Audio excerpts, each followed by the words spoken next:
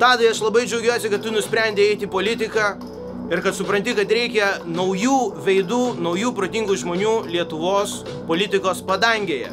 Aš tai nuoširdžiai tuo tikiu. Ir dėl to aš norėčiau nominuoti 3 žmonės, kad eitų į politiką pagaliau.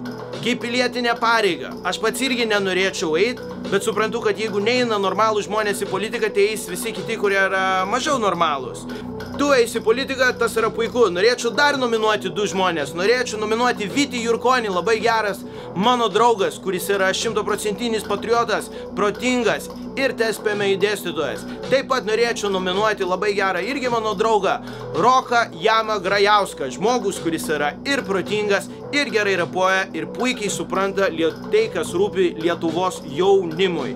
Hebra, imkitės iššūkių, jeigu dėl kažkokių priežasčių negalite tai padaryti, nominuokite kitų. Nes jeigu mes patys neimsit briedį iš ragų, ims kiti ir tada viskas bus blogai ir toliau merdysim. Ha!